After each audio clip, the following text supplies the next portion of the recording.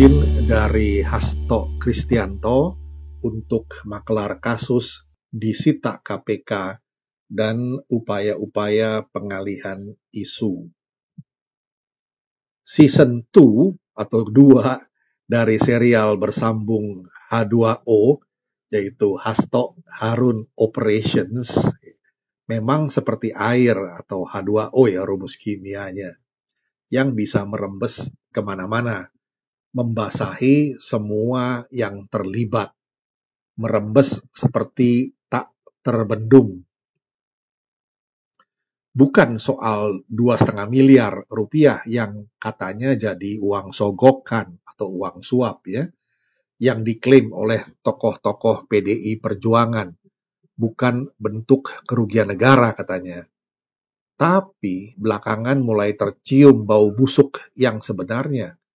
Diduga kuat ada kaitannya dengan kasus BLBI dan BPPN di masa kepresidenan Megawati Soekarno Putri 23 Juli 2001 sampai 20 Oktober 2004. Jadi nampaknya Hasto sebagai petugas partai tanda kutip ya, yang baik dalam kasus ini ingin menutupi jejak langkah ketua umum partainya dalam pusaran korupsi di skema Bantuan Likuiditas Bank Indonesia atau BLBI dan Badan Penyihatan Perbankan Nasional atau BPPN yang kolosal itu. KPK masih perlu mendalami keterkaitan kasus H2O dengan kasus BLBI. Ya, kita pantau terus. Sekedar mengingatkan, Bantuan Likuiditas Bank Indonesia atau BLBI adalah skema bantuan atau pinjaman yang diberikan Bank Indonesia kepada bank-bank yang mengalami masalah likuiditas pada saat terjadinya krisis moneter 1998 di Indonesia. Skema ini dilakukan berdasarkan perjanjian Indonesia dengan IMF dalam mengatasi masalah krisis. Pada bulan Desember 1998, Bank Indonesia telah menyalurkan BLBI sebesar 147,7 triliun kepada 48 bank. Namun, audit BPK terhadap penggunaan dana BLBI oleh ke-48 bank tersebut menyimpulkan telah terjadi indikasi penyimpangan sebesar 138 triliun rupiah. Nah, itu ada penjelasan BLBI yang mengecewakan gitu ya. Kita perhatikan di garis merah yang kedua di bawah, pemerintahan Megawati Soekarno Putri malah sempat mengeluarkan surat keterangan lunas dan menghentikan penyidikan kasus pada sejumlah kreditor. Begitu yang ada tanda panahnya. Jadi, prestasi BPPN adalah menyimpangkan duit negara sebesar 138 triliun dari sejumlah 147,7 triliun rupiah pinjaman yang diberikan dalam skema BLBI atau penyimpangan sebesar 93,4%. Luar biasa ini ya. Sekedar catatan, BPPN dibentuk berdasarkan keputusan Presiden nomor 27 tahun 1998. Tugas pokoknya adalah untuk penyihatan perbankan, penyelesaian aset bermasalah, dan mengupayakan pengembalian uang negara yang tersalur pada sektor perbankan.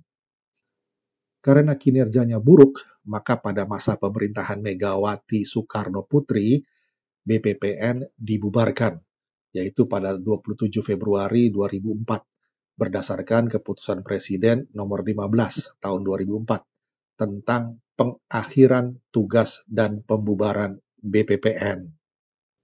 Harun memang tidak atau belum bisa digenggam, tapi dalam peristiwa rembetannya, malah para pemain dalam konspirasi ini yang kena ciduk. Seperti air juga, tidak bisa digenggam, tapi harus diciduk.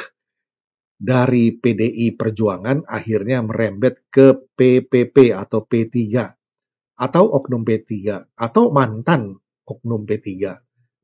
Apakah masih ada lagi lainnya? Ya kita tunggu saja. Terus kenapa disebut season 2 atau season kedua? Karena season 1 adalah peristiwa di tahun 2020 lalu, sewaktu episode Operasi Tangkap Tangan atau OTT Harun Masiku di PT IKA. Itu yang dihalang-halangi oleh para oknum yang dalam season 2 atau season kedua ini sekarang ini mulai tersingkap pelan-pelan tapi cepat. Bingung? Tenang. Pelan-pelan jejaring kasus ini mulai tersingkap dalam waktu yang tidak terlalu lama atau cepat. Itulah pelan-pelan tapi cepat. Pemberitaan mengungkap bahwa baru kasus suap PAW mantan caleg PDIP Harun Masiku yang sudah jadi DPO selama 5 tahun akhirnya menyeret Sekjen PDIP Hasto Kristianto yang katanya bakal selalu taat hukum. Kini Jan Faridz, mantan One Team Press, ikut terbawa-bawa. Ada juga mantan Hakim Agung yang namanya belum diungkap ke publik. Mereka diduga membantu anak kesayangan Megawati ini, yaitu Hasto ya, untuk mencari makelar kasus yang bisa memenangkan pra-peradilan Hasto, agar ia terlepas dari status tersangka KPK. Nah, ini jelas obstruction of justice. Kemarin langkah KPK dengan menggeledah rumah Jan Faridz, yaitu Rabu 22 Januari 2025 malam, tentu mengejutkan publik. Jan Faridz rupanya berperan sebagai dealer atau deal maker yang mengatur pertemuan dengan mantan Hakim Agung itu untuk membicarakan bagaimana caranya Hasto bisa memenangkan pra-peradilan sehingga bisa menanggalkan status tersangkanya. Kalau upaya atau konspirasi ini berhasil, maka narasi yang mengatakan telah terjadi politisasi dan kriminalisasi terhadap dirinya yang selama ini digaungkan kubu PDI Perjuangan bakal dianggap oleh publik sebagai sebuah kebenaran. Nah, betapa licik dan kotornya cara berpolitik seperti ini. Kabarnya, rencana pertemuan antara Jan Faridz dengan sosok mantan Hakim Agung itu seharusnya terjadi di sebuah lapangan golf di Jakarta pada Rabu 22 Januari 2025 pagi. Sayangnya, sang mantan Hakim Agung tidak jadi datang. Jika saja sampai datang, keduanya bakal berakhir dalam operasi tangkap tangan atau OTT KPK. Sebab dalam pertemuan terencana itu, Jan Faridz sudah menenteng uang pelicin titipan Hasto. Disinyalir informasi rencana kasih uang suap ini sudah bocor ke pihak mantan Hakim Agung, sehingga membuatnya batal datang. Tapi KPK tidak mau kehilangan momentum. Mereka langsung melakukan penggeledahan pada malam harinya, langsung di rumah Jan Faridz.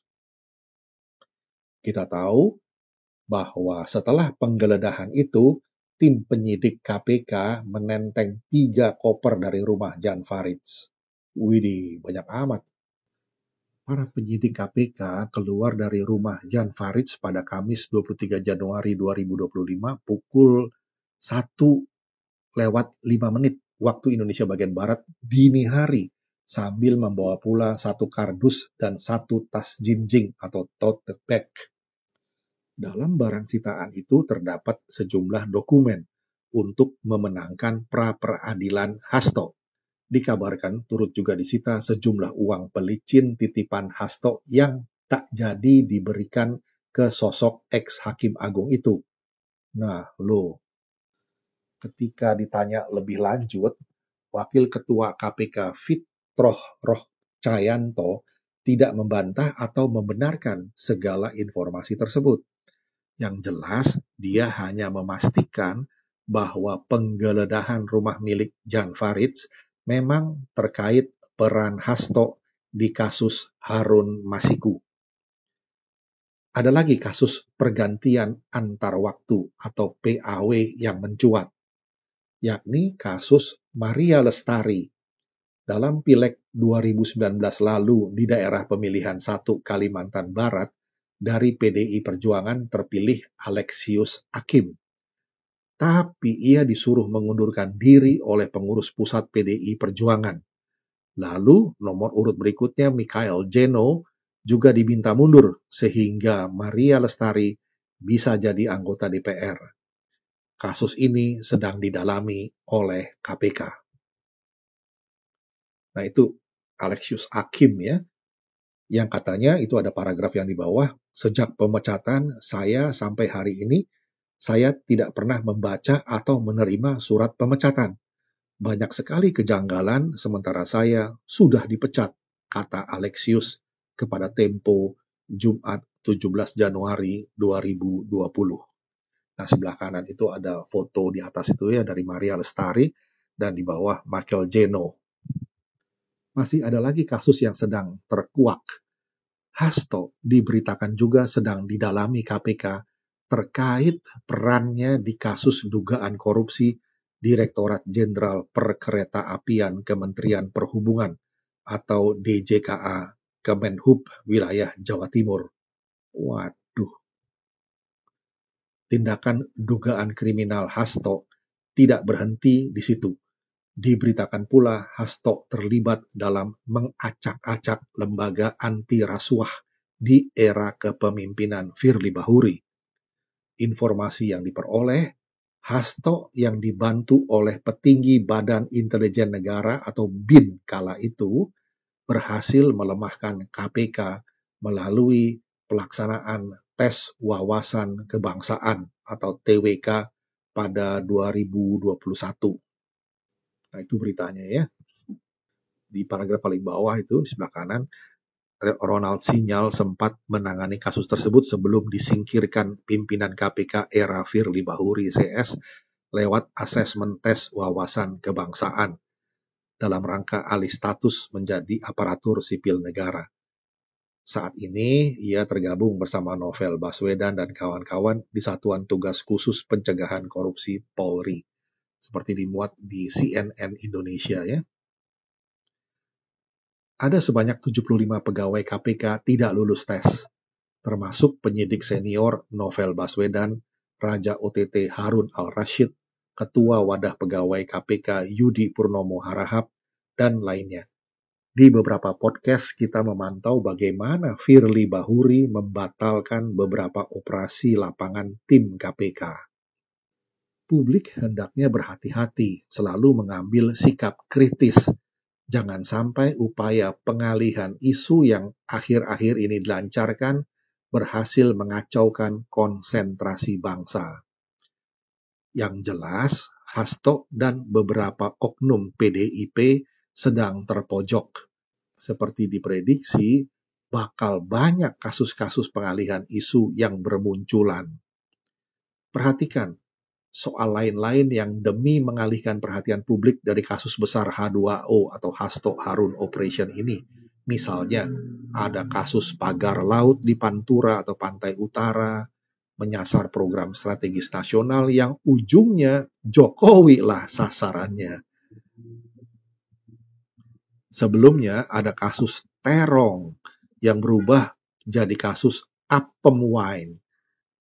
Nah, kasus ini malah backfire ke si penyinyir yang aktif menyebar disinformasi, fitnah, dan kebencian atau DFK. Sebelumnya lagi ada isu OCCRP tentang pemimpin terkorup. Akhirnya, upaya memojokkan Jokowi jadi redup setelah OCCRP sendiri yang mengklarifikasi. Untuk ini, saya pernah menulis sebuah artikel atau videonya sudah ada juga ya tentang klarifikasi terbaru dari OCCRP. Bisa dilihat di channel ini. Ya, seperti kata-kata bijak ya, Gusti Ora Sare dan Satyam Eva Jayate. Kebenaran itu pasti menang.